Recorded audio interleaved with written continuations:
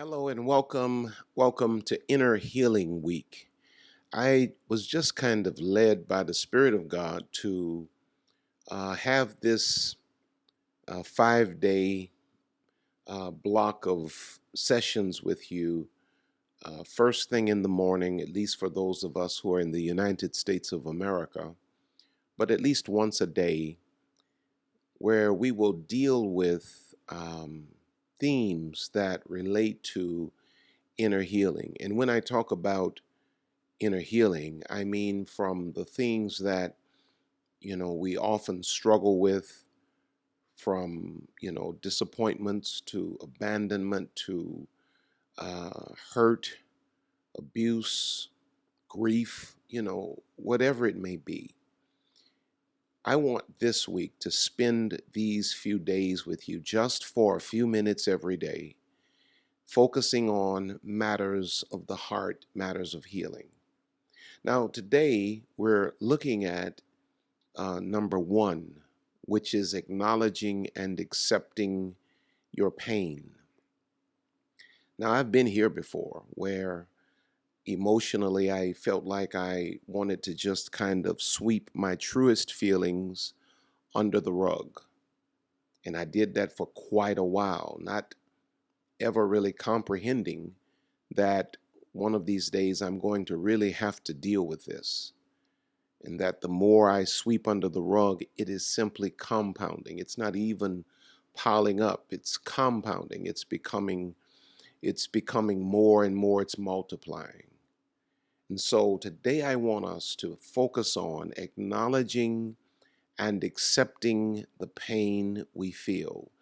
If you look in Proverbs 28 and verse 13, it says, "He that covereth his sins shall not prosper, but whoso confesseth and forsaketh them shall have mercy." It's kind of similar to an old African proverb that states something to this effect. You know, whatever you cannot heal what you will not reveal. Whatever you're hiding, you will never be able to remedy or eliminate from your life. And the beginnings of healing, it starts in being able to acknowledge. Acknowledging your pain can provide several psychological advantages. It can provide emotional validation. I know it did for me when I've been able to acknowledge my truest feelings. It validated me emotionally. Recognizing and acknowledging my pain validated my emotions.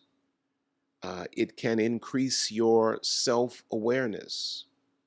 You'd be amazed today at how much self-knowledge you will gain by simply being able to be transparent with yourself. And that's a different thought for you.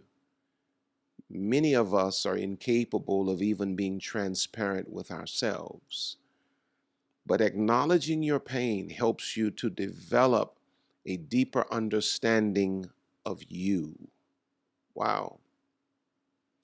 And then it produces, by acknowledging your pain, it can produce empowerment and control.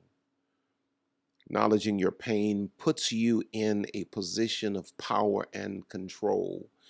It allows you to conduct your emotional affairs from your own vantage point, as opposed to just allowing your emotions to run rampant, to run free, to run wild.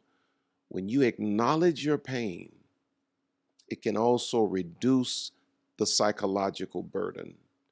Just being able to say, "This happened, this is how I feel," you'd be amazed at how much of a psychological pressure valve just facing that truth can be.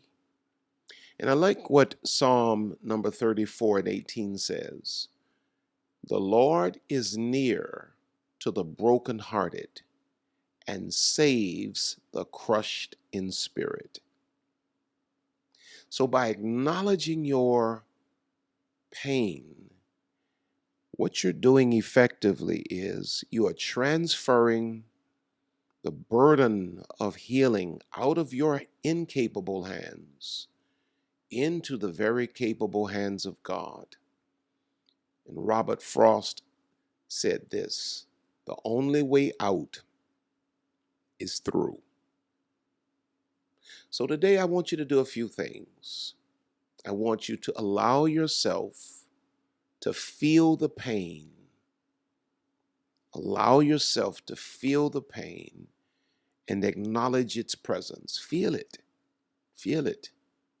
Number two, I want you to accept that pain in general is natural. It's a natural part of life, and it's okay to experience it. And the third thing I want you to do today is I want you to seek earnest support from trusted friends, from family, or some counselor. Most of us try to hide behind the facade of being completely and totally in control. That can be a big mistake. So today I'm praying for you. I want you to know you're not by yourself. I'm with you in the Spirit, and I'm praying for you that the Spirit of God will help you to revisit these thoughts today, and that the Spirit of God will give you rest, will give you peace as we heal this week.